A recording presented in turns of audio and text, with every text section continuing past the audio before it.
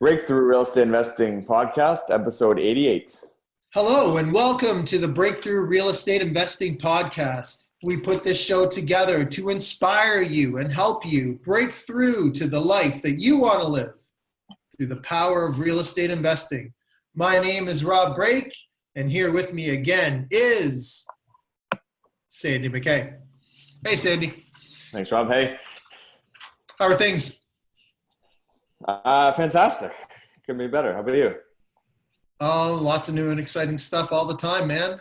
Ever since we did that foreign investing episode, I've been thinking about it more and more. So I've been looking into some markets for some foreign investing. We'll see how that goes. Still in the planning stages. But Belize or where? Because I've had Belize things keep floating across my table. I don't know why, but I saw Quentin and then that group was going down there for something last month or this month maybe. I have a couple of friends trying to get us to go to Belize for over Christmas this year. I don't know. It just keeps coming into my world somehow. So ever since that show we did about Belize. I want to go check it out. No, not there. I've been looking into Panama a little bit. So I hear it's pretty good place for Canadians.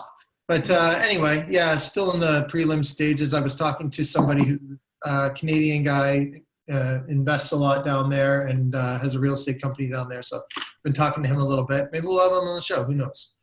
But yeah, that and still doing a lot of stuff up in Peterborough, that new purchase in Oshawa. So yeah, we're rolling along. How about you? What are you up to? Building out our company to raise more money, to be honest. That's our biggest thing. Just raise more money to do more joint venture deals. Spend a lot of time on that and look at some bigger partnerships, I suppose, to keep doing what we're doing here in Hamilton. Niagara. We've been looking at Niagara a lot because we have starting to build out a bit of a team there and just exploring that market. Haven't done anything there yet, but kind of like it. Price points are good. Hamilton's getting expensive. Still works, but it's getting a little out of reach for some people. So exploring Brantford and Niagara quite a bit. Gotcha. Okay. Well, good luck with that. Anyways, let me know how the Niagara thing goes. So you guys have some agents down there, but you haven't actually done you haven't personally done. I haven't personally invested there. Yeah. Gotcha.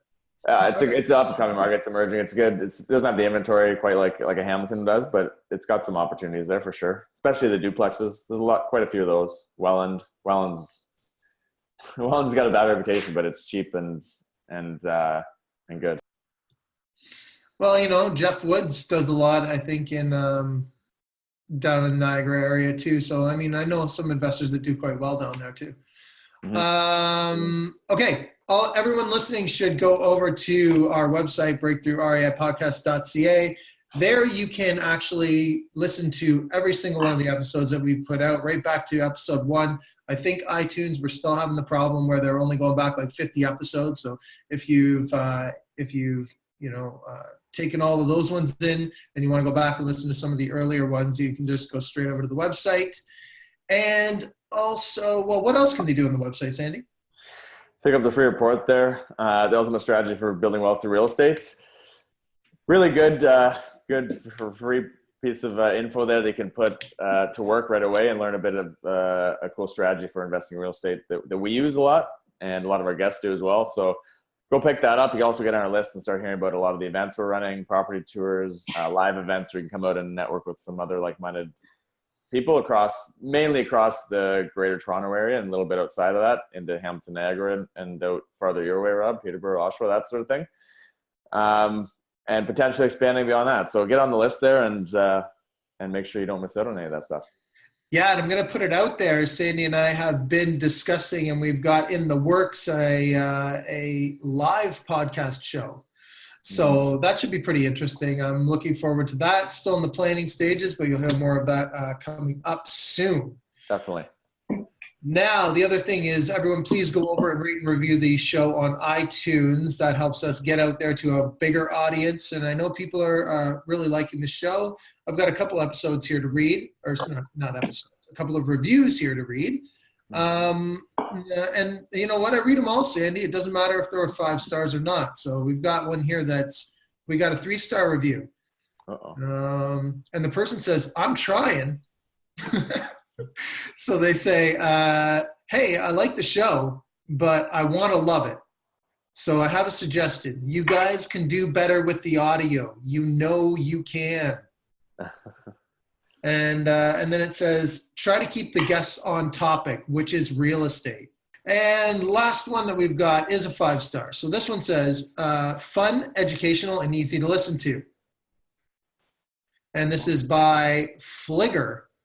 And he or she, I'm guessing it's he though, says, I've been listening to this podcast for a couple of years now, and I've thoroughly enjoyed every episode that I have listened to, which is pretty much all of them. The hosts, Rob and Sandy, are active real estate investors and have a fountain of firsthand knowledge, which they freely and passionately share with the listeners. They bring on some great guests covering all aspects of real estate investing and have great questions prepared that make it very informative for the listeners. My wife and I have been inspired and motivated by this podcast and have learned as much as we possibly could in the last year while figuring out our finances to make a down payment on our first investment property. Cool. Rob and Sandy, thank you for putting this show together. You've definitely achieved your goals by inspiring and motivating your listeners. I will update this review as we move along in our investment journey. Thanks again, Brian. That's awesome. I love that one. Nice. I like that one better than the 3-star. But you know what? Hey, to be honest, like we've been talking about our audio for a long time, and so hopefully we can do something about that soon. Yeah. Okay, so speaking of great guests, we have one to get to right now, and we have today with us Kory MacKinnon, who's been waiting patiently, and he's going to talk to us about the mindset required to grow a real estate portfolio and unlocking our potential to reach the next level. So, hey, Kory, how are you? Hey, doing awesome, guys. How's everybody doing today? We're great. Thank you for being here. Hey, great answer. Well, I'm going to do a brief intro here and then touch on some of what you've done, and then you can add to it afterwards. But I want to give everyone a background on what you've done, a couple of your accomplishments. Kory's a former corporate trainer. He's a national level athlete from the beautiful small town of Sarnia, Ontario. And Kory, as decades of business and competition, work ethic, habits, and mindset, he's used that to escape the rat race in his 30s with real estate, and started off as a profitable side hustle, has turned now into a money-making machine and a $10+ million real estate investment portfolio. So with investing experience across multiple markets, Kory's done wholesaling, joint ventured, flip for profit, repurposed buildings, bought raw land, creative financing, the BRRRR method, buy, renovate, refinance, rent, en route to owning dozens of income-producing properties with over 60 doors on the short-term and long-term rental markets. Outside of that, he's got a busy family life. He's got a wife with 3, soon-to-be 4 kids. Yes. Wow. And yeah, triplex of kids wasn't big enough. We need a 4plex of kids. So. Perfect. And he spends now a lot of his time now as a leader in wealth education, coaching other investors to grow and maximize their real estate holdings, so they too can retire early and live great lives. So a couple other just notables here for Kory is had some big events over the last few years, I suppose, here. So building a profitable property management business in southwestern Ontario. He's bought properties not just at a 10 cap rate, but 15 and 20 cap rates. So that's pretty interesting. Hopefully we can talk about that. He's turned a triplex fire into a turnaround project with over $300,000 of upside. Closed on a 12,000 square foot church for just $12 a square foot. He's picked up multifamily buildings for $5,000. That's interesting, in Canada, not in somewhere like Detroit or Vegas or Phoenix or something. He's bought 10-acre parcel of land in prime area for development, $26K per acre. Done zero money down real estate, large credits on closing, vendor takebacks. And another really interesting point is actually representing Canada internationally as an athlete, going as far as the Olympic trials for weightlifting. So a lot of cool things there. And I think what's really helped him through is basically an unwavering mindset, great habits, and outlook to make it all come together by design, I think, is the cool part there. So it's living life intentionally and making this happen on purpose. Yes, by design is very important. Yeah. So we're going to talk a lot more about this stuff. As we said, really excited to have you on the show, Kory. And anything else to add to that lengthy list of accomplishments? No, guys, I'm just happy to be here. And, I think you guys can concur as you go further along your real estate journey, you got to make the deals, worth your time, right? So, as I go along, it's like, hey, I'm looking at bigger deals. I'm looking at more creative deals, because it's not just the purchase price; it's the terms and what you can negotiate, right? So, got to make sure it's worth your time and effort and energy, right? So, if we can put as little into these properties as possible, or get credits or vendor takebacks or whatever it might be, right? It's the deals that I do now are way sharper than the deals I was doing in the beginning, for sure. So yeah, Kory, another accomplishment would be the sixplex of kids. Just saying. Well, I'm 43, so it's like I don't know if we want to keep having kids into our late 40s or 50s or whatever, right? My kid's already asking me, Kory, why how come you don't have hair right there? It's like I used to have more hair before we were married, but it's all good. And I love, we'll have to post this, but I love that picture of you on Facebook holding all your keys for your places. That's one of my favorites. I like that one. Yeah, it's a good one. Yeah. The funny thing about that picture is it almost never happened, right? Like some of my friends I posted, I'm going to go for a photo shoot today. They're like, you should get a picture of you and your keys or doing something with real estate, not just in a suit. So before I left, like literally the lady was packing up her camera equipment. And I just said, you know what about just a picture of me holding some keys or something like that, right? And they were kind of giving me this weird look, and they're like, okay, well, we'll try to make it work or whatever. And I just kind of like held the keys, and they put one on each finger, and there was still more in the bag. But yeah, it's like everybody's favorite picture. I like it. It just kind of shows that, I think there's something, even though you don't want to have all these keys, we use master keys and stuff like that. Yeah. There's something about that physical, you're still going to the lawyer's office and you're still picking up your closing keys, right? So it's pretty cool. Mm-hmm. Yeah, no, it's awesome. Okay, we'll put that picture up so everyone can know what we're talking about too. Yeah. Sure. So, Kory, before we get into all the real estate stuff, why don't you tell us a little bit about yourself? Like, where did you grow up? What's your background? What was it like for you as a kid? Yeah, growing up, single income family. My mom did some extra things to try to bring some money in, but we didn't come from a ton of money. I remember, and I lived in the north end of Sarnia, which is kind of known as a little bit more of a preppy neighborhood. And I'm going to school with like hand-me-downs, and all the other kids have like Kettle Creek and polo shirts and all that sort of stuff. So I remember having the conversation with my parents at a young age, like, hey, how come I can't have the Air Jordans or this or that or whatever, right? And they're like, look, there's 4 kids in the family, and dad's the only one working, and if you want some of that nicer stuff, you can go and bridge the gap, right? You can go and start doing extra chores or doing extra things to make some extra money, go get a paper route, whatever it might be. And everybody likes nice quality stuff, and I didn't want to necessarily have all those things that those kids have, but you always want to have sometimes a little bit more. Or maybe not hand-me-downs or things like that, right? So, at a young age, I just started doing stuff on the side, right? I started raking lawns and cutting grass, and got a paper route in I think it was grade 4 or something like that, right? So wasn't afraid of hard work even at a young age, because I just made the connection of, if I'm an entrepreneur, then I make more money than even by the hour what other kids were making when they got part-time jobs in high school and stuff too, right? So, dad was a shift worker. Sometimes I just wasn't sure. Even my friends today that have shift work jobs, I still don't know when I'm going to be able to catch them, or they have like this calendar they give you, right? It's like, well, I'm on schedule A right now, so you got to look into the calendar and find out when you can actually talk to your friends or whatever, right? But wish my dad was around a little bit more. But that's another reason why I got into real estate and these passive investments, so I know that I can always be there for my kids when there's something important going on, right? If there's a tournament or a sporting event or a rehearsal, I want to be able to say, hey, I'll just make it happen, because my schedule is totally flexible and liquid, right? So yeah, that's what it was like growing up, man. Just it was the 80s. It was a cool time to grow up. So what was that first entrepreneurial venture then of yours? What did you do?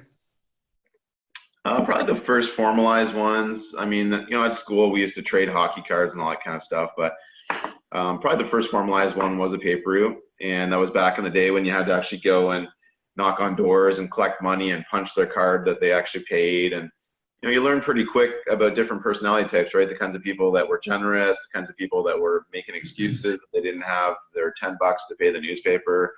They'd send their kid to the door instead of them. But it was interesting, like literally in grade school, you're getting these communication skills, right? The ability to communicate and build rapport with people and maybe do a little bit of sales. Like, you know, we used to get compensated more if we could grow the paper route, right? I actually ended up tripling the size of the paper route to the point when I gave it up in grade 8. They had to cut it back up again and give it to 3 different people. So yeah, it was pretty cool, you know. But again, I should have done what Warren Buffett did, which was like hire his friends to go deliver the papers for him, and then he would just, you know, collect the money. Whereas I was, you know, missing some class trips and stuff like that because the route got too big for me to actually dish it off on anybody and that kind of thing, right? So that was the first formalized experience, and then I did some door-to-door stuff. And yeah, in college I actually got involved with a bigger franchise type company, which I did very well with and stayed with them for 17 years. So. Mhm. So your parents weren't necessarily entrepreneurial, but they did have a certain work ethic, I guess, and that's where you got it from? Yeah, like I guess they were a little bit entrepreneurial. Like my mom used to cut hair. My dad actually did have one rental property. Oh, okay. No, that's the big difference between, I mean, just from one to none, that's where the biggest barrier lies, in my opinion. Oh, for sure, right? And I got exposed to it. We actually grew up in a duplex. So one of the first houses that I can remember growing up in, I just remember there's like a little lady that lived upstairs, and it was kind of like grandfathered into the real estate deal that she got to stay there. I think the rent was like $35 a month until she passed away. It was just like, that was kind of like written into the deal, right? So my dad had to ride that out, and I remember him, you know, going up once a month to get rent payments or going up there and fixing the toilet or whatever it might be, right? So I was kind of exposed to it at a young age, and it just kind of seemed to be like, this is kind of normal, right? Like it's not abnormal to own an extra or have an extra apartment or extra income property, right? So, but you know, my dad just never, you know, I always seemed to buy high, sell low. There wasn't really, you know, back in the 70s and 80s, it was a lot more difficult to educate yourself on how to be a good landlord, like what checks and measures should you put in place so you don't get taken advantage of. And unfortunately, he had a couple tenants, you know, not do the right thing on move out and just leave a mess. And after a couple times, you know, he just said, you know what, that's enough. I'm selling. And it's too bad he didn't wait another year, because that's when the market dramatically took a jump up in the 90s. And yeah, but you know, when you're in this for the long term, or when you play the long game, it's a lot different. So. Mm-hmm. Mm-hmm. Sounds like he was taken advantage of by a $35 rent too, possibly. Like, I think he actually sounds was like you're 107 or something like that for rents of $35. What's going on there? Well, that was back in the early 80s, right? So maybe market rent was $75, but he was only getting half of what he should. Yeah, sure. Wow. 45, but yeah. Right on. Okay. Man, thanks for sharing that. Anything else from growing up that you wanted to talk about? I think just not being afraid to be different, you know, like, because I wasn't necessarily in that clique of North End kids. I mean, I went to school with them, but I wasn't quite in the in crowd, which didn't really matter anyways, because sometimes you look at some of the people that had everything that they wanted when they're growing up, everything given to them, and they just didn't really learn how to make things happen, right? They didn't learn to fend for themselves, or how to have any kind of a side hustle, or any motivation to have any kind of a side hustle. So just not being afraid to walk that different path, you know, like I actually keep it on my wall, like, don't be afraid to walk the path less traveled, because it has the most rewards on it, right? So yeah, I'm sure you got the same, right? Like we wouldn't be on this podcast if we were, you know, average or like like everybody else, right? Like I think as you rise to the top, you do different things. You want to expose the world to different possibilities, and that's super, super important. So yeah, that's the nepotism podcast. We don't listen to that one though. This one. Well, Kory, where did you end up getting your work ethic from? Sounds like you have a lot of good positive mindset and attitudes towards this towards life, I guess, in general, in business. How did you end up developing that? Where did that come from?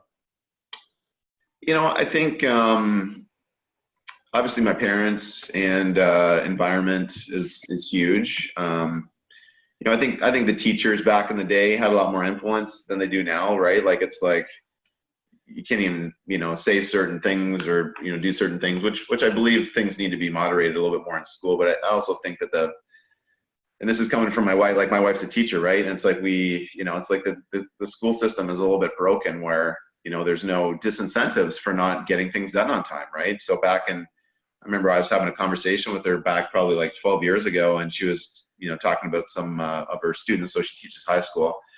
They didn't get an assignment done on time, and I was like, oh, do you dock them 10% a day? That's what they used to do to us in high school, right? It was 10% a day until you got down to 0, and then you failed the thing. So she's like, what are you talking about? We can't deduct anything. We can't give zeros. We can't give Fs.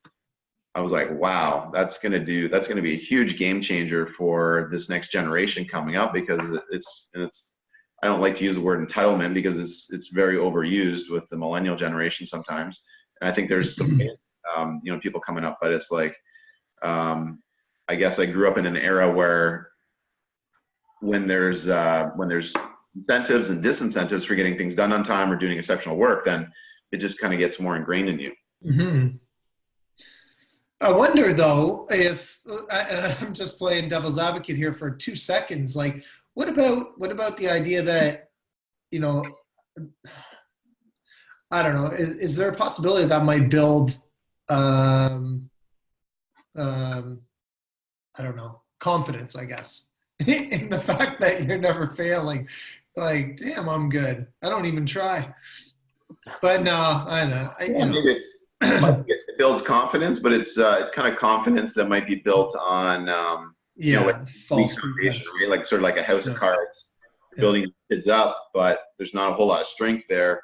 And I think like emotional intelligence is so important. This is something I focus on with my young kids. It's just, hey man, like just don't worry about it, let it slide. Like, don't get upset about things for very long. Like whether your brother breaks your Lego or whatever. I mean, just, I think the ability to be successful in the world is also how long you let unfortunate things, overwhelm you, right? So it's just, and that can lead to a whole bunch of other mental health issues and all sorts of things, right? Which I think that this generation and everybody's struggling with these days. So. Mm-hmm. Yeah, I can't remember who said it. It was, I think, it was Zig Ziglar or somebody like that.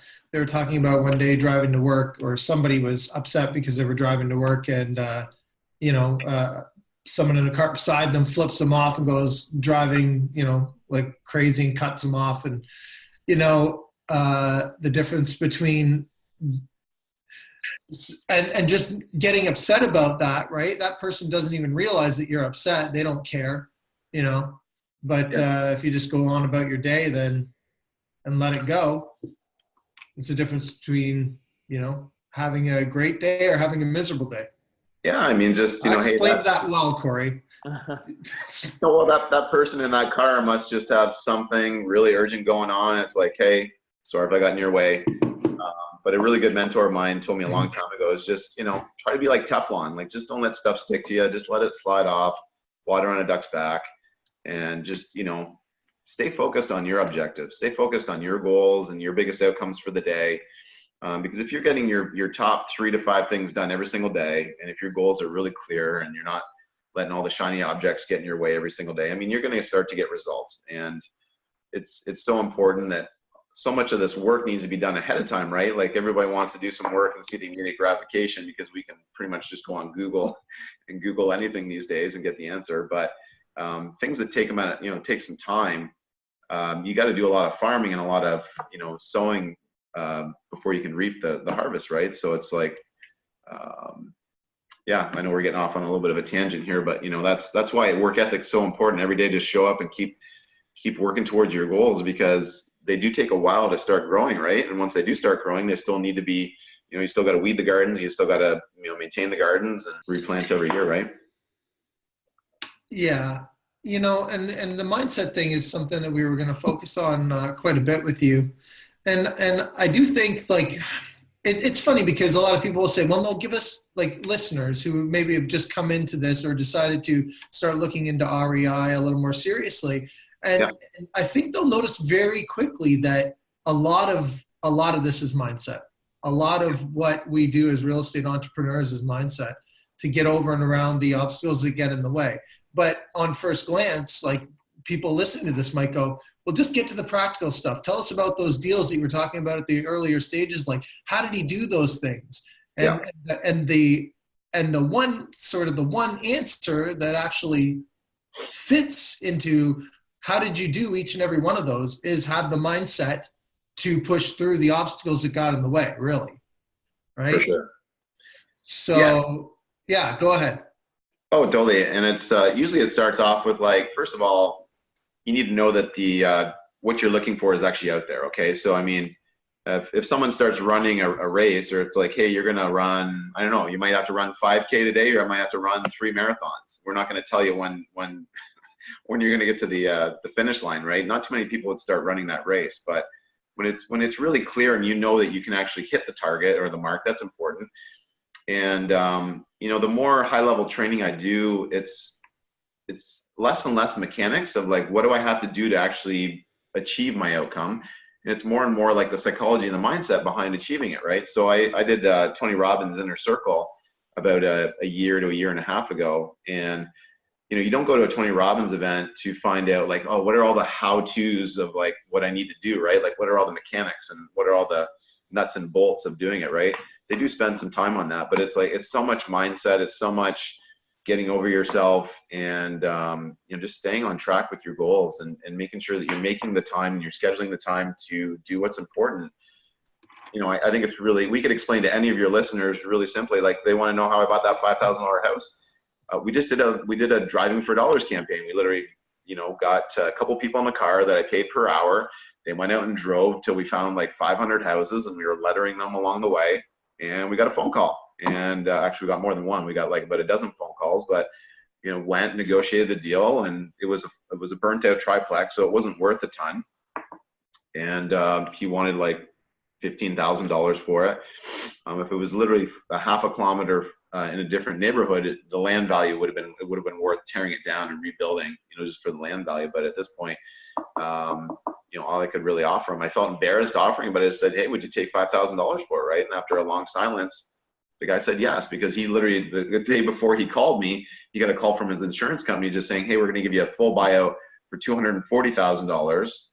And he just did the math. Even if I rebuilt this thing in that part of town, it's probably only going to be worth 210. So he's like, I think I'm just going to take the 240, and whatever I get for this burnt out shell is just gravy, you know, icing on the cake. So that's how we got it. And at the time I was already had enough projects on the go. I didn't necessarily want to be rebuilding another fire triplex because I was already rebuilding one at the time. So I just wholesaled it, made 10 grand in a week. So. Wow. Love it. Yeah. That's and yeah, for sure. And the action steps to get to each of the other ones, if you were going to talk about a different one, the action steps are different, but still the mindset is what remains the same. Yeah. Right. Yeah, man. You know, I find that not being discouraged and just staying focused and staying on track is so important, right? Even I get caught up into it these days. Like, you know, all of us here on the podcast, I'm sure grew up before, you know, smartphones and all that other stuff. I remember having a cell phone in college, and it was like a big deal. I was one of the first people in my class to have a cell phone, right? And that's when it was just a phone. You know, what's the best app on your phone? Your smartphone. It's actually the phone. So, but now there's just so many distractions. I was at physiotherapy this morning, and I remember, you know, hearing my physiotherapist just talking about how, you know, his son just gets, you know, he's always taking breaks to go check the sports scores and do this and do that. You know, back in the day, it was just like you had your work and you maybe had cartoons on TV, and that was the only distraction, really, right? So staying focused in a busy world and keeping your mindset positive is so important. Why did you get down the path? Well, you kind of touched on it, but how did you end up, and why did you choose this path of real estate and entrepreneurial life? Because it's a crazy one. Why did you decide that was for you, and what was the main reason behind that? Well, for sure, guys. So I guess like I mentioned, I was exposed to it at a young age, and a good friend of mine growing up, his dad was actually a real estate agent. So I just kind of would see some things that he was working on throughout time. And I remember I wasn't even old enough to buy a property. I think I was only 17, but I've always had a mature, deep voice. And I remember making some phone calls.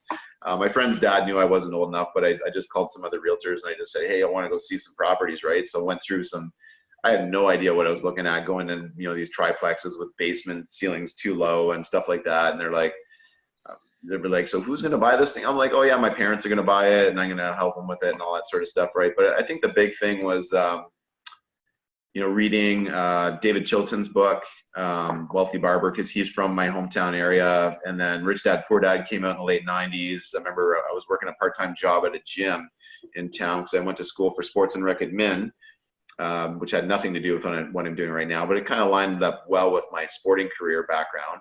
And there's a little bit of business in that course too, which was cool.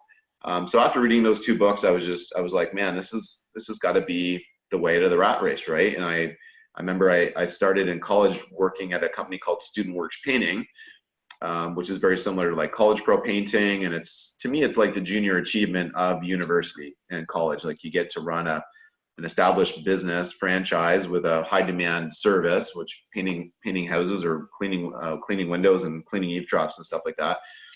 And my district manager was house hacking at the time. There wasn't even a term for it. It was just kind of like he had a duplex and he rented the basement and he rented out 3 of the other rooms in the house and he was living for free. So I was like, man, if Chuck can do this, I can do this too. So that's when I really started to read more and look in the newspapers and try to find any real estate seminars or events that were coming up in London, Ontario, and just started learning and educating myself, right? I worked with some mentors early on, and I've continued to work with mentors all throughout my career.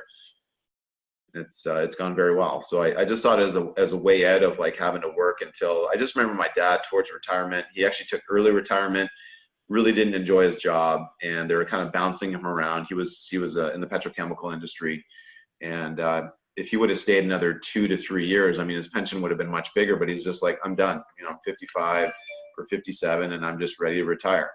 And I just thought, you know what? I want to do something that I really enjoy doing, that doesn't seem like work, and that you just has those exponential advantages too when you start to learn about real estate, right? There's just so many ways to make your income, whether it's appreciation, depreciation, cash flow, forcing the appreciation through doing a good BRRRR, creative negotiation, all those different things. It's just, there's very little like it out there. So. Yeah. And when you say fun, man, like there's nothing like it, right? Just figuring out the highest, best use, how to make the deal come together, bringing on partners or not, all this kind of stuff. Like there's so many different things, so many different avenues and creative ways to make things happen that, I mean, really, shame on you if you can't make a deal come together. That's what I have to say for today. For a first timer, they just want to get their first deal done, right? And if they can do it a little bit creatively or, stack the value so that they're getting a better investment, right? That's awesome. But it's like, you don't have to be, paralysis by analysis. I mean, you don't have to overanalyze this stuff. If the numbers work, it's like, do the deal. Like, and good deals don't last for very long, right? So you got to pounce on them. That's for sure. Yeah, paralysis by analysis is always an issue for for the newbies. That's something that happens quite often, and I think it obviously over time becomes a lot easier to get over that. But I think a lot of our listeners are probably struggling with that currently, or they're you touched on the retiring early and living with passive income, and that's sort of what drew you to the investment world, real estate investment world. And all of our listeners, a lot of them definitely want to get to that point, but they're probably not there yet. So I think a lot of our, a lot of these important things about the mindset are what's going to help them get there. I think first and foremost, right, is you touched on the importance, obviously, of the how-tos are there, and the numbers and all that is important, yet you're probably not even going to look at it in the right light without the right mindset to begin with. That's right. Whenever I get asked to speak to a real estate group or when I'm, working with somebody, mentoring someone, I usually put the slide up on the slideshow, and it's like, it's got mindset, skill set, and then your environment. And then I have them guess. I'm like, what do you think some of this stuff is worth if you were to put a score on it from 0 to 100? With all 3 of those having to add up to 100, like, what do you think some of these things should be weighted, right? And you know, in my mind, like mindset is like 70-80% of the game. Skill set is very small.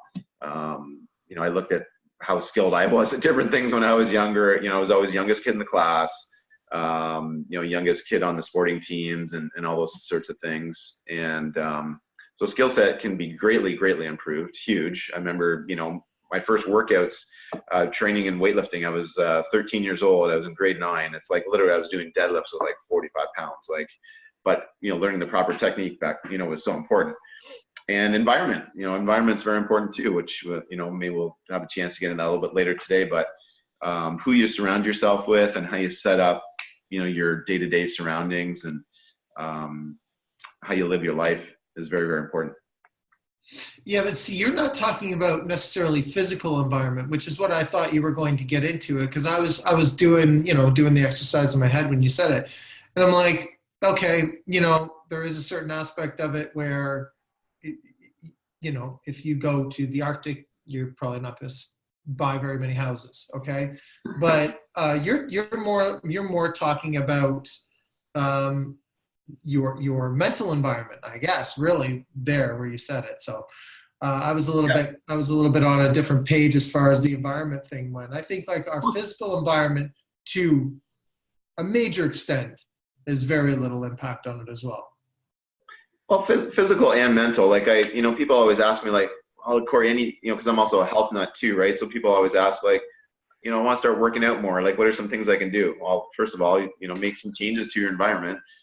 Go and literally just throw out all your junk food, throw out all your condiments, all the things that you shouldn't be using, and literally just keep your running shoes by the front door. Like you'll see them 3 to 5 times a day, and you'll probably start to just feel guilty that you're not slipping them on and just going out for a walk or a light jog or something, right? You got to get started somewhere. But yes, taking care of your mental side of things too. And sometimes environment can be other things, like let's say if you go to a training camp or you go to a workshop where you're just fully immersed for that weekend and you're just going to do a whole bunch of, whether it's business work or real estate work, or I remember, you know, going to these training camps when I was younger. We used to do twice a day workouts, right? So you're in the environment, all the coaches are there, all the peers are there, the motivation is there. You know, just that's those mastermind groups are so important. Mm-hmm. Yeah, for sure. So not necessarily important, like if you're stuck in a car all day and you're doing deliveries, then you can surround yourself with the kind of environment that Kory's talking about by listening to a podcast or you know, talking to people on the phone, have a mentor, that kind of thing. Yes, you got to turn those cars guys into rolling universities. It's you know, you got to come up with some of these elegant solutions where you can be doing 2 things at one time. So any dead time, you know, just be doing mind feed, right? You got to feed that mind and fill it up every single day, whether it's YouTube, podcasts, audiobooks. I mean, you need to constantly, that's how you keep those weeds down, right? And that's how you keep the motivation up, by hearing stories of other people, of what's possible for them, and going, hey, you know, even if I just did 10% of what that guy did, like, you're still going to be way further off, which is huge. And, you know, sometimes people might look at some of the things that, you know, higher level investors might be doing. And by no means do I have it all figured out, but, you know, just keep in mind that I've been doing this for over a decade, and these things just didn't get learned overnight. So people usually underestimate what they can do in a decade, but they always like beat themselves up on, you know, what they get done in 1 year, right? So like 1 year, sometimes it just takes the foundation of, you know, your success, and then people give up, right? When all the hard work's already done. It's like, just keep going at it, keep showing up. Showing up is so important, and that's a part of mindset too, is like, don't be afraid to just keep showing up, whether it's the networking events, whether it's, you know, your keep you know, making the phone calls to the realtors or your network or whatever it might be, right? You just got to keep scheduling it and putting in the time. Good things will happen. Plus add some energy and enthusiasm to it, and that's where everything really starts to bloom. So let's get talking about some of these deals that we were talking about in the intro. Maybe you probably didn't start out doing all these creative deals. So how has your investing evolved over time? Sure. My first deal was actually one of my, I guess looking back at it, at the time, it was a little bit more challenging. So I jumped right into buying a 6-plex as my first real estate investment. originally back in 2001. I was in my early to mid 20s, and I wanted to buy an income property, right? I was like, okay, I got to do the, the wealthy barber, house hacking method, right? So found a little semi that had an apartment in the basement, and I had a couple roommates that wanted to move in with me. And I didn't realize that, I missed a couple months of credit card payments. So I went 60 days without making a credit card payment one time. And I didn't realize what that was going to do to my credit rating. So I could still get approved for a mortgage, but they wanted to charge me like 2% extra higher. And I was just being stubborn. I'm like, no, not going to do the deal. I'm just going to rent now. And so I rented this property for 3 years in the back of the sixplex.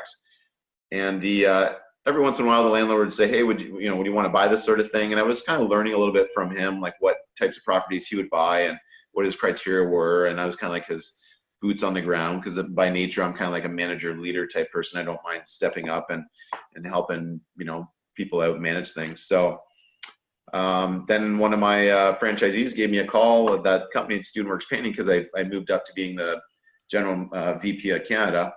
And she's like, Kory, the property that you live at is actually up for sale. I saw a for sale sign. I was like, wow, that's kind of crazy. Like the owner didn't call me, and I thought we had like a bit of a handshake deal that he was going to talk to me if he did want to sell it. So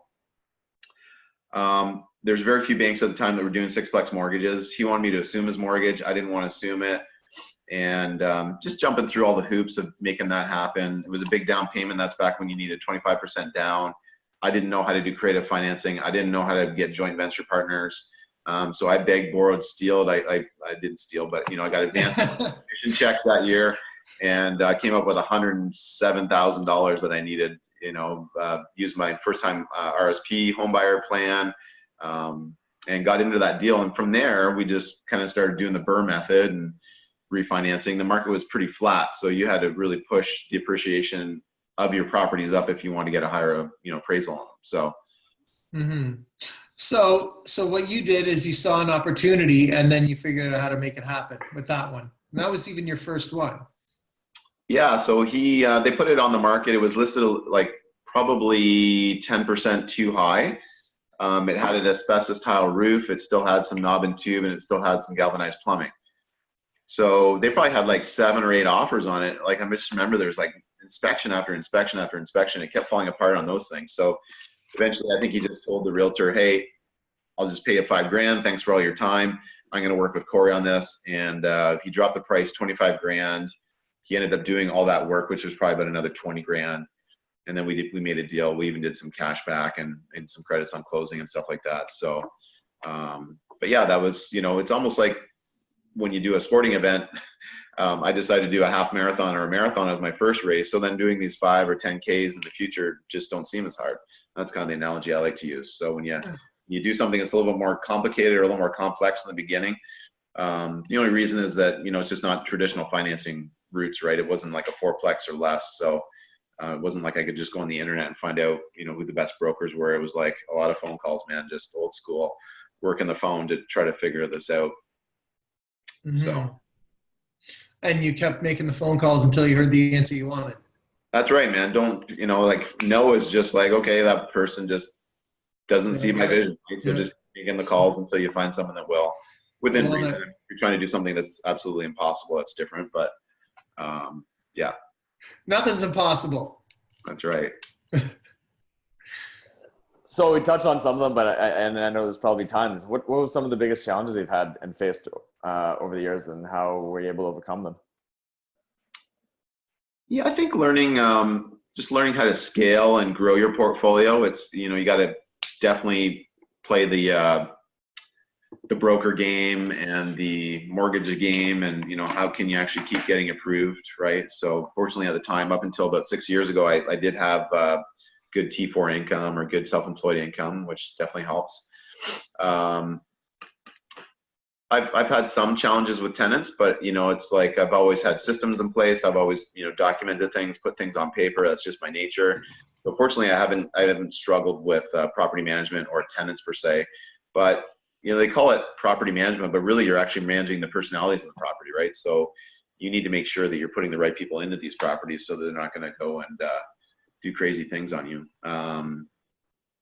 I think the biggest thing is just like you get to a certain distance. It's like chasing the horizon, right? Like you get to a certain point because that's as far as you can see, and it's like, okay, how do I get to the next step? Well, you got to go train. You got to train and get in shape to get to that next level. You got to work on your mindset. You got to work on your your possibility outcome mindset and your abundance mindset instead of scarcity, to make sure that so many people just aren't resourceful enough, right? Like we think we need more resources. We just need to actually be more resourceful and realize that now with the power of social media, and that's why it's so exciting. I'm sure you guys are excited all the time you do a podcast, right? It's just the reach that it has and the people it gets out to is huge, and so much different. I mean, back even 10 years ago, let alone 20 years ago, when a lot of these things were, like I was on dial-up internet, right? It was just crazy. So yeah, we'll reach at least 10,000 people through this, in the next, once we air this in the next, usually in the first month or so, we got about 10,000. So, how easy is that to reach that, right? You can really grow your reach pretty easily these days. There's really no excuse to not find the answers and solutions to what your issues are, right? It's back in the day, so to speak, was a heck of a lot harder. It didn't just start out that way either. And we can do much better, right? Like there is, we can shoot now for 100,000 in the first month or so. Sure. But when we started out, like I think we were watching it, Sandy, and we were like, wow, 5 people we don't know. We're actually listening to our, like what we put out there, So it was exciting, but you gotta keep working on it, building and then get to, eventually get to the next step. That's right. I think people are just sometimes afraid to ask for help, right? Like that's another thing I try to encourage people to do is like, just don't be afraid to ask for help. Like the whole fallacy of being self-made, I think is just, I really liked Arnold Schwarzenegger's biography because he talks about being help-made. Like, Arnold actually got a lot of help, whether you like him or not. He's had an interesting past, but he's had a lot of help to get where he is, and he fully disclaims that. And it's just like, look, I'm help-made. Like I've gotten to where I am because of a lot of great people that have helped get me to that point. So never ever be afraid to ask for help, and always make sure that you're trying to provide value back into people's lives too. You're not just always taking, but it's like, hey, you're giving and sharing as well, right? That's the whole, reciprocating is so important, right? That's a great point. Yeah, I love that one because and that's everywhere in day-to-day lives for everyone. There's so many different ways that people are often scared to ask for help, right? I find that really often in some of the people we work with. They're just so uncomfortable to do that. And yet when you do it, especially in the real estate, like investment world, a lot of people would love to help out, right? As long as you actually take action with what you're offered, that advice, as long as you actually do something with it. Yes. I know probably us 3 here at least, and a lot of others will.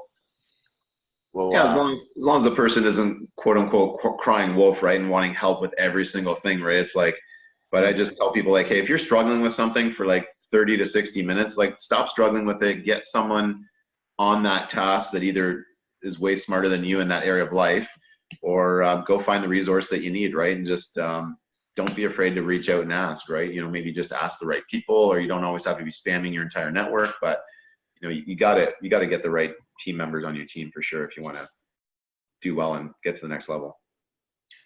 Kory, tell us about your coaching program. Sure. I guess ever since I was able to retire from real estate, retire from corporate world with real estate, I had a lot of my former alumni, staying in touch with me. Facebook is a great way to stay in touch, and they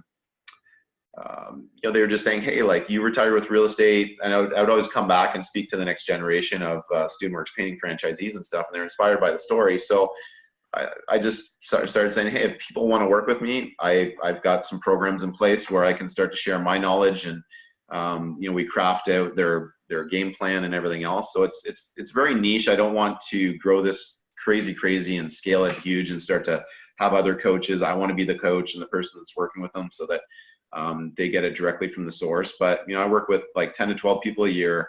It's a really niche program, and it's I work with people for 12 months at a time. I don't do less than that. If anything, it's multi-years. And if people want to find out more, they can go to the website and fill an application form, that sort of thing. And if it's a good fit, it's a good fit. If it's not, that's okay. You can only get so far by listening to podcasts and watching things on YouTube. I think at some point people do need to engage a person that's kind of like a half generation ahead of them, right? Or they've got that experience that they're looking for. So I'm great with working with people that maybe they don't have properties yet, or they maybe have their first 3 and they want to get to 10.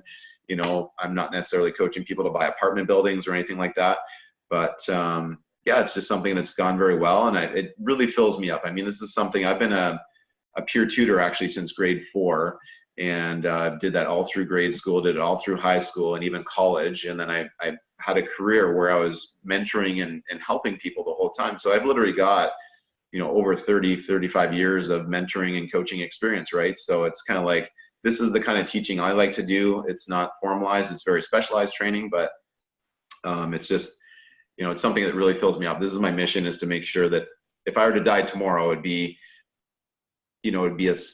first of all, be very sad, but it'd be even sadder that nobody got to learn some of these strategies, right? Because it's again, it doesn't feel like work. It's something that I enjoy. I wake up every single day, and I have students that are either texting me or emailing me, or we do calls and stuff, and it's just like, hey man, I want to see them win, right? It gives me just as much satisfaction if I do another deal versus if someone else I'm working with does another deal. So it's being able to live vicariously through them is a huge, huge thing. It really fills me up. So. And I think that the key to it is a specialization, like you said, because I mean, people are only getting general knowledge on this podcast. We can talk about different things, but they can't go, hey, in the middle of the interview, hey, Kory, what about this? There is none of that, right? So that is sort of the next step as far as education goes, is actually someone that will guide you. But I know more often than not, like people doing what you're doing, they would say, if you're not ready to take action, then it's probably not for them, right? Like how can you coach someone through something if they have nothing to coach them through, I guess is what I'm saying. Is that more or less what you're offering? Yeah, we got to make sure that the goals are very clear and they're achievable. And then I won't take on somebody unless they have a track record of success and being a person of action and being a performer, right? So, because the worst thing for me is I don't want to exchange value and then not have them follow through. And I understand that, hey, things happen in people's lives. Like I've had lots of challenges this past year. And also in the past, but you just keep waking up and you keep showing up, and that's so important, right? But big time. One of the biggest things, I've actually turned people down because I'm like, look, I know you have the ability to write the check, but you just don't have the time to put this in your schedule, right? So let's talk again when you actually physically have the time and you're willing to actually make that time. Everybody can make the time. Everybody has 5 or 10 hours a week. Like show me the last 2 weeks of your schedule, and I'll show you where you could actually change things and fit things in if you really want to do real estate, right? So it's so important. I mean, these kinds of things do take time and effort, and there's ways to scale those and be more efficient and effective with your time, but they still require you to be at the front of the bus, driving the bus. So where would people go to find out about it then? Yeah, they can just go to my website. So KoryMacKinnon.com. I've got some information on there, and I've got some blog posts and some videos and stuff. We're going to continue to upload more and more content. So just like you guys, I need to be, expanding my reach and, starting a YouTube channel, and podcast is on the list as well, for sure. So right now my first focus was a book. So I've got a book in editing phases right now too. So that's super exciting because I know, it takes a little more time and effort to sit down and read a book, but there's going to be an audio version as well. And then we're going to just continue from there. There's going to be video courses and everything on all the different chapters. So. Right on. That sounds fantastic. And I guess what's the name of that book?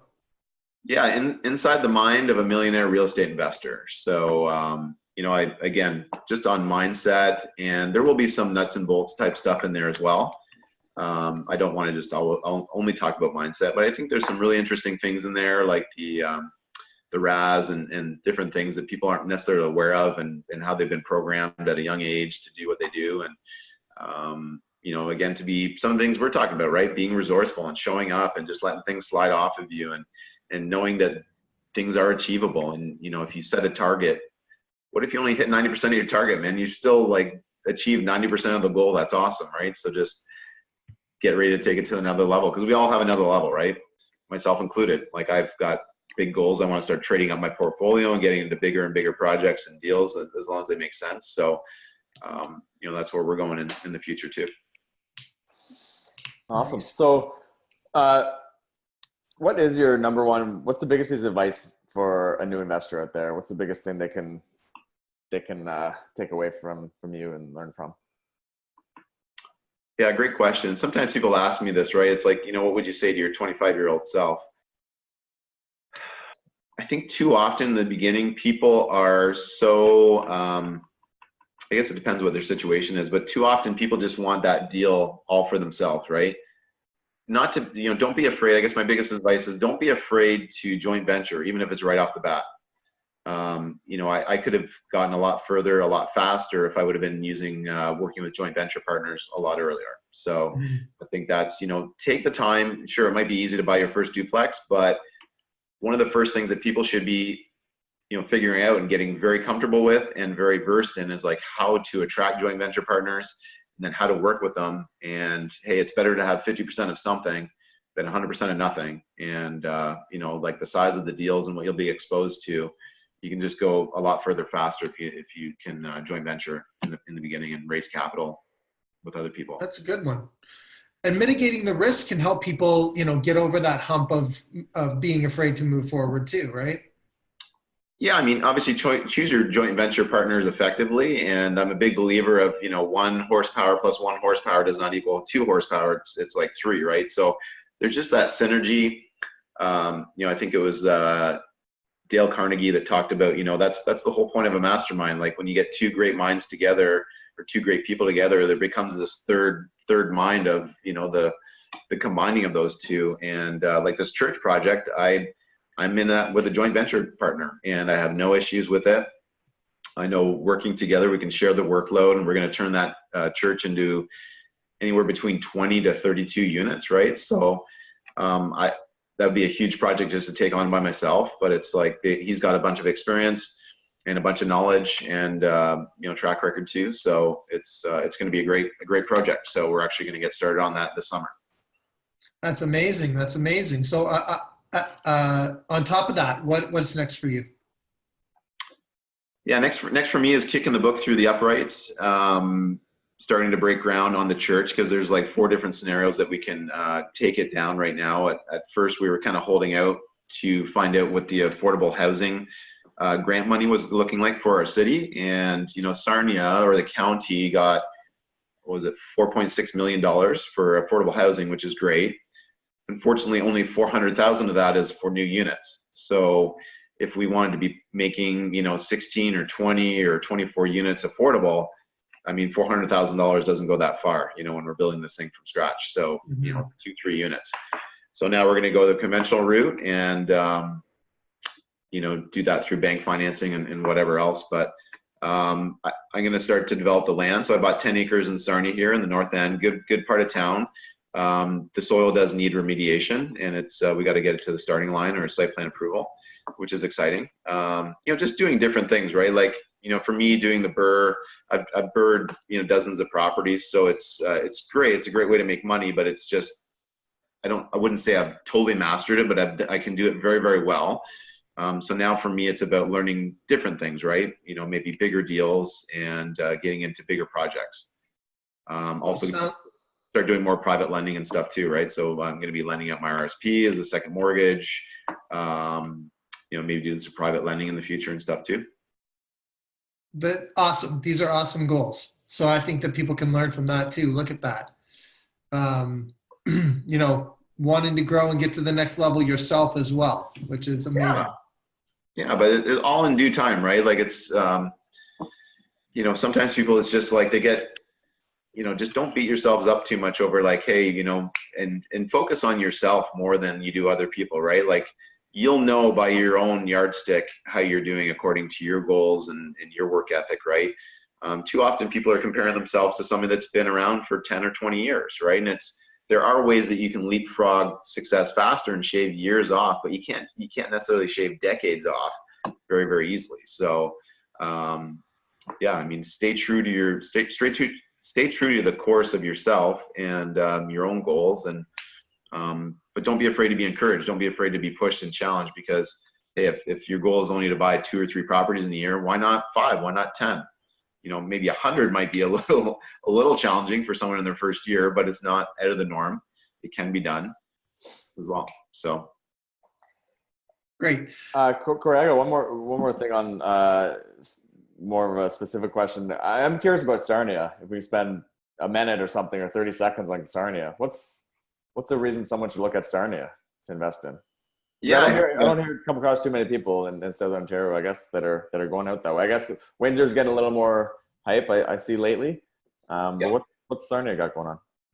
Sure. Yeah, I heard you guys talking about markets at the beginning of the show there, and you know, I guess I just know the Sarnia market because I was born and raised here, and you know, we're population. The sign says 73,000. We're probably more in the 60s, but I mean, you can still get affordable housing here. The interesting thing about Sarnia is when you look at the CMHC statistics, it's got an influx of single-family homes. You know, so I think it's like 11 or 13% higher than the national average when it comes to, you know, single-family homes or row houses or what have you, right? So, you know, it's still just like most other cities. A lot of the bigger apartment buildings are owned by REITs and that sort of thing. But you know, it's still very affordable. Like Sarnia is very similar to, like, let's say Chatham, not nearly as big as Windsor. So Windsor's like 4 or 5 times bigger than us. But you know, I can still cash flow very well in Sarnia. And one of the strategies I do in Sarnia, I'm not afraid to share this with the world, but there's a lot of work coming to Sarnia right now. We have a $2 billion project with Nova Chemicals. So they're doing a huge expansion. Imperial Oil is also doing a $1 billion expansion in Sarnia. And with Sarnia, there's not a lot of purpose-built extended stay hotels. So when all these guys are coming to town and shut down, or they're here for 1, 2, 3, 6 months, they don't want to be living in a motel where the truckers are staying and that sort of stuff, right? They want good, you know, clean, furnished accommodations. So we've actually been switching some of our portfolio over in the past, you know, 2-3 years over to furnished rentals. And I don't even have to put them on Airbnb, just because there's a demand for them monthly, and there's less cleaning, there's less turnover. And yeah, so that's what we're doing in Sarnia. There's still great opportunities in Sarnia. And yeah, if people want to find out more, they can reach out directly. It's interesting. You know, I go to these Toronto meetup groups and stuff, and they still just want to keep doing their $800,000 triplexes in the GTA. And I'm like, why not go to Sarnia? Like I bought a 4-plex last year. It needed a lot of work, but I got it for like $250,000, and I got credits on closing, and we put 90 to 100K in it, and now it's worth like over 400,000. So, you know, I'll basically be into that property for nothing. And you know, very good rental market here as well. Love it. Okay, so if someone's interested in doing deals like that, which why wouldn't they be? How can they get in touch with you? Yeah, just send me an email, Kory@KoryMacKinnon.com.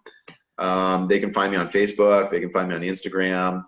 I try to post things every week of what we're working on, and you know, just sharing tips and tricks that you know, newbies or even, you know, advanced investors can use for sure. So cool. Awesome. All right. Well, thanks for being here. Really appreciate you coming on today. No problem, guys. Thanks for having me. And you know, it's great that people are not discounting the whole, you know, what's between your ears when it comes to investing or really performance in any part of life, right? When you're thinking about you know, because we can't just always be about work, right? We got to have balance. We got to have a good family life. We got to take care of our health and everything else as well. So, you know, you can have everything you want, but if you never sit down and take the time to actually map it out and say, okay, this is what I actually want. You know, I'm living in the house that I actually designed like 10 years ago because I'm like, hey, this is what I want. I want a house with this kind of an entry. I want, you know, tile on the main floor. I want this. I want an open concept kitchen, all these different things, right? And it didn't come overnight, but it's amazing what happens with vision boards, and when you actually make these, you know, bucket lists and these different things, over time things will fall off and fall on those lists. But you know, you'll actually start banging a bunch of them off, right? You'll start popping some of them off because you've already opened your mind up to them. You've already started to program yourself that these are some of the things that I want in life, right? You know, I think that's so important, like lifestyle by design and how to get out of the rat race. It's all just about following a program. So, you know, what's your number? What do you need to replace your income? You need 3,000 a month, 4,000, 10,000. Go put a plan together and then just start working on it. And Kory, what was the name of the book again? Yeah, the book is inside the mind of a millionaire real estate investor. I'll send you guys like a logo on it. Sounds great. Thank you. Sandy, how can people get in touch with you? 289-389-6846 or info@mckayrealtynetwork.com. Yeah, and people can reach me. Well, maybe not. Okay, I'm going to throw the, apparently there's something wrong with my website right now. So if you're listening to this at the time we put it out, just call me, 289-927-0464. And you know what? I think it's important for everyone to put this info that they're getting today into action. Everybody, it's time for your breakthrough. See you next time. Cheers, everybody.